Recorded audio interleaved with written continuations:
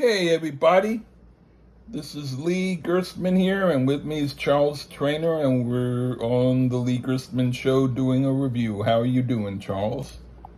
I'm doing fantastic. It's always a pleasure to be on Lee Gerstmann Show, or anybody's show for that matter, except one show. But Yeah. You slid something on me today, Lee. I just want to tell you. Let's tell the folks what you sent me here. All right. Well, for those of you who know, I've done different things on YouTube. Most of them that I've done are my own songs that I arrange on MuseScore and do the instrumentation. But occasionally, once in a while, for my own pleasure, I will do something on an AI site called Suno, where I do the words and they do the music. There are some things that I've done where I add some, like a minute of melody, and then they incorporate in them, and those things are like musical collaborations. This particular one that we're doing is not musically a collaboration. The words were something that I wrote about maybe 16, at least 10 or closer to 16 years ago. And now that I'm using Suno, I decided I'd see what would happen if I put some of my old lyrics to their stuff. And I put in the different, what I want in styles and things. Mm-hmm. And so the collection of the lyrics was called Uno Momento, or Memento. And there were 12 songs.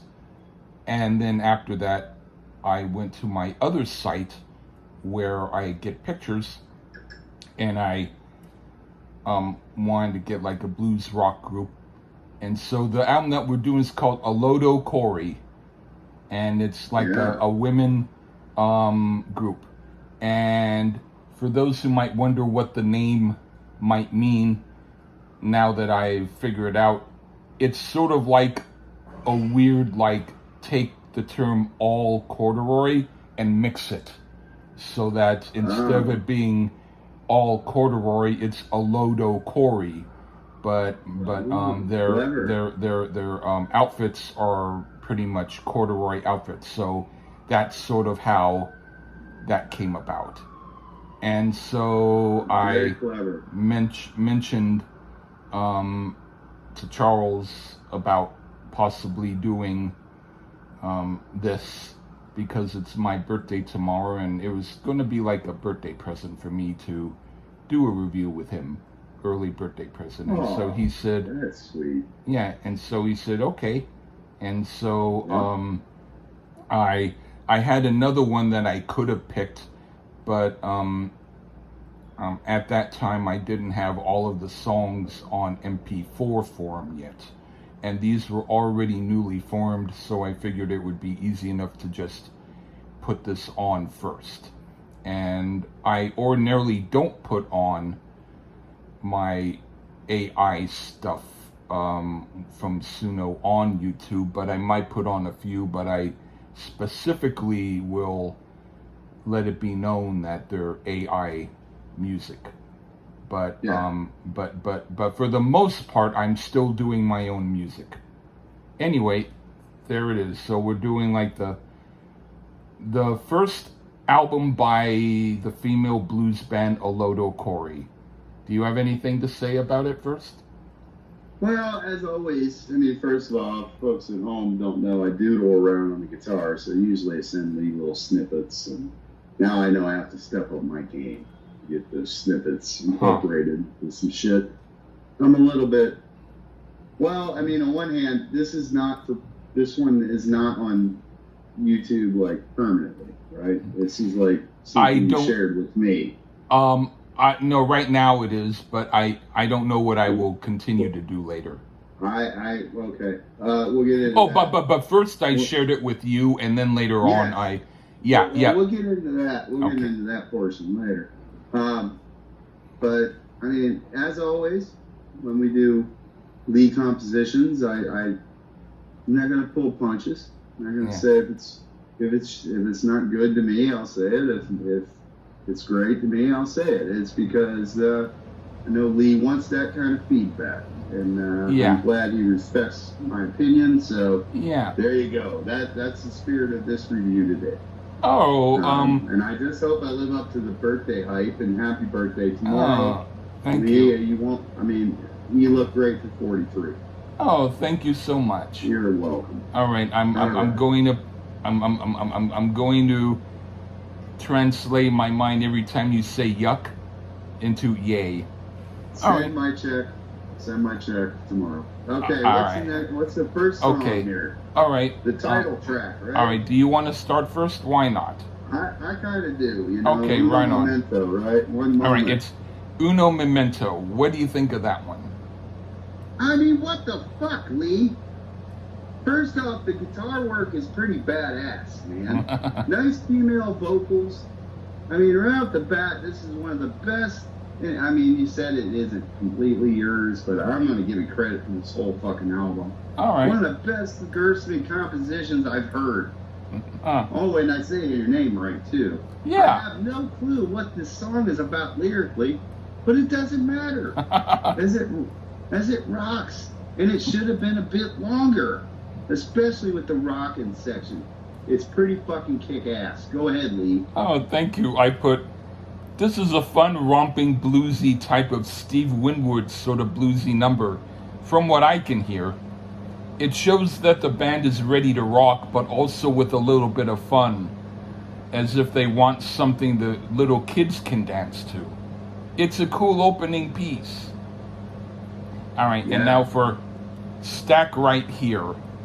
Okay, now this sounds like something Stan Webb and Kim Simmons could have done if they wanted to be more heavy like Cream.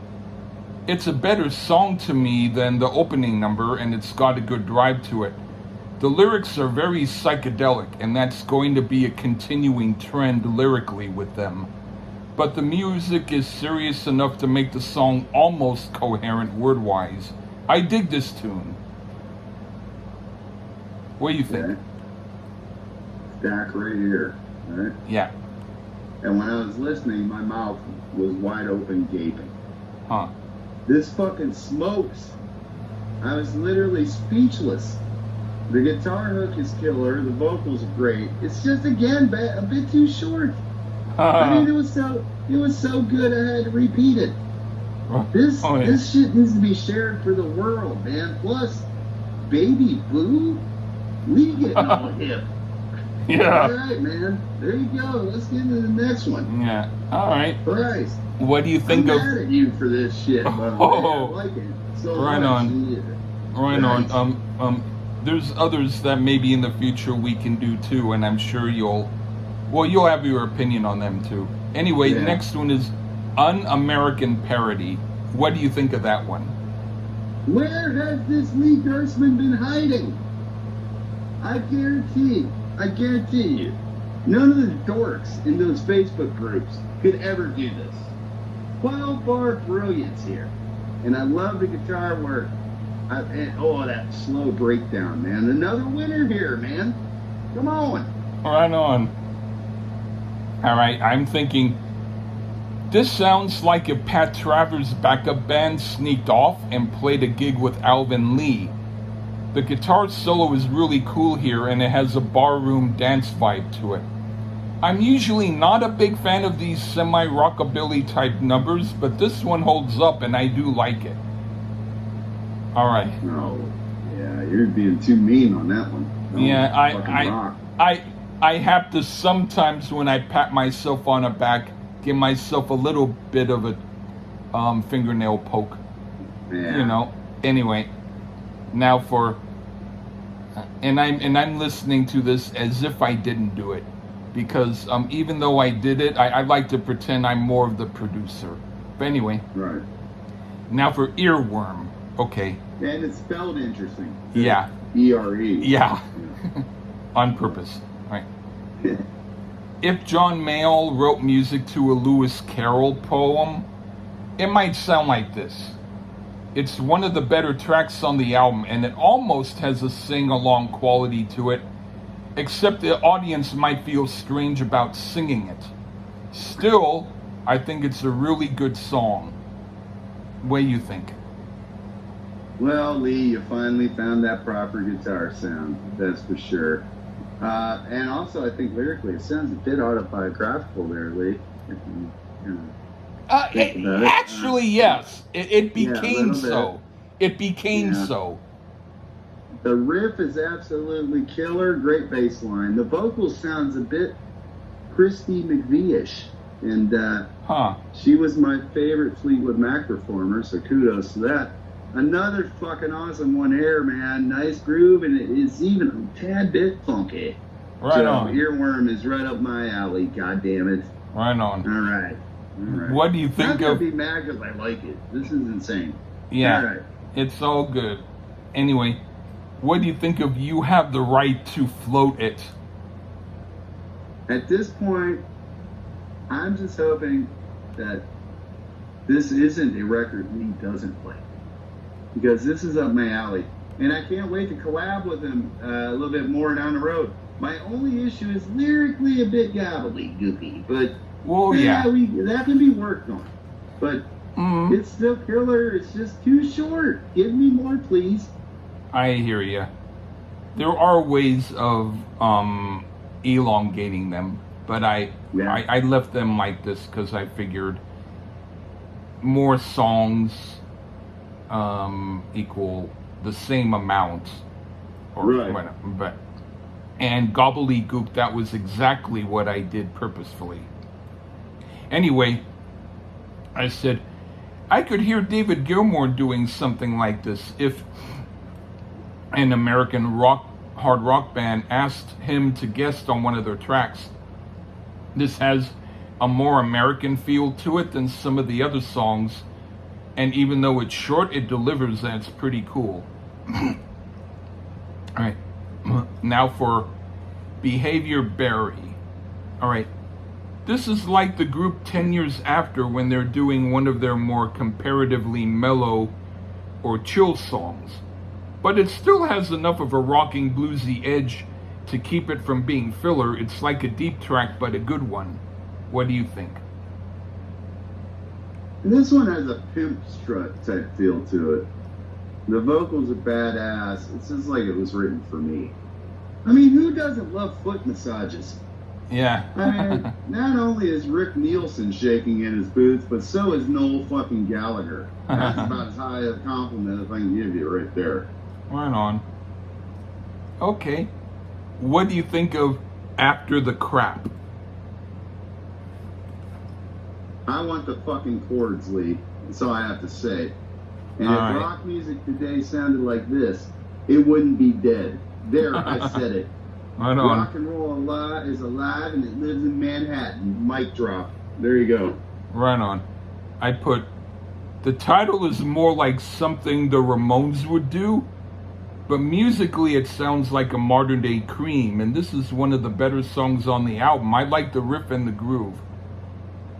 Okay. Hell yeah. Now for... Hell yeah, we're cooking. We're cooking. Yeah.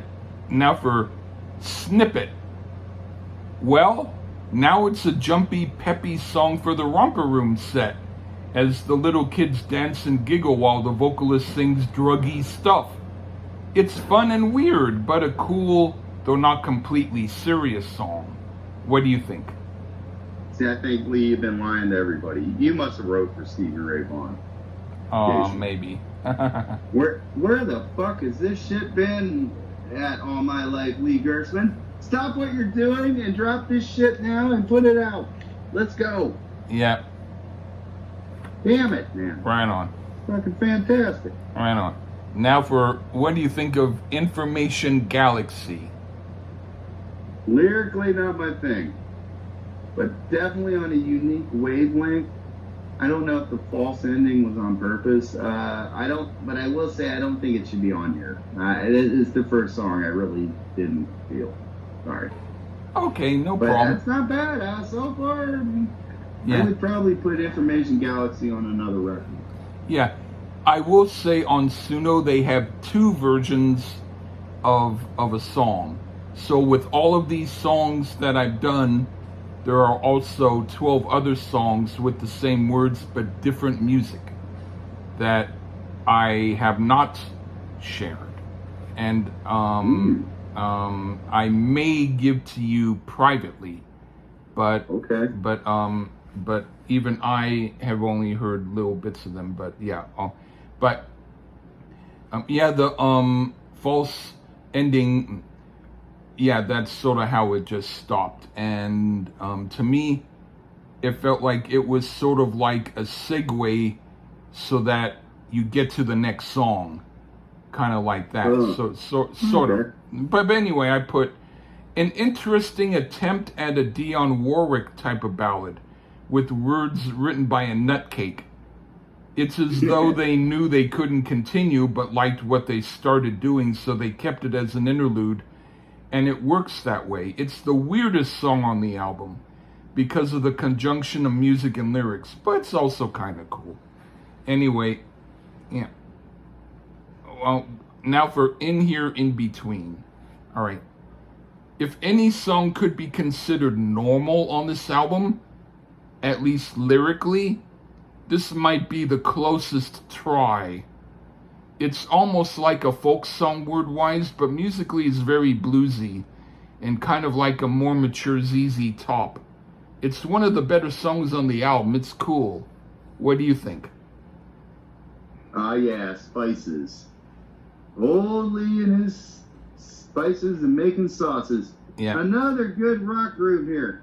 Now, lyrically, more good for me here. I enjoyed it. And just a nice little feel here. I'm jealous of you, Lee. Right on. What do you think of Still You Was the Tree I Fell on Shoe? What a title. I have a little more Christine McVie feel back here. The title is long, but it rolls off her tongue well. Yeah. Tons of guitar doodles going here. I would cut the rhythm guitar part and just have the lead guitar and the bass, and it would be perfect to my ears. Absolutely. Just cut the little rhythm guitar part underneath, and just have the lead and the bass and go. And this is perfect. Okay. I said this is where they get their druggiest. Musically, it's like a John Mayall tune, but the guitar's got the itch to wail away. So the rest of the group probably said, fine with us, we can take a drink break. Definitely overindulgent. But in its weird way, it has its own odd charm. Yeah, I agree. All right. And now the last one, Be Fizz It. Okay, this has a compactness that makes me think it could have been the single. Lyrically weird, like all their songs, but musically a little bit mainstream, but in a good way, and it makes me think that if Jimi Hendrix and Steve Winwood did recordings in the mid-70s together, one song could have sounded like this. It's pretty cool, another of the better tracks on the album. What do you think?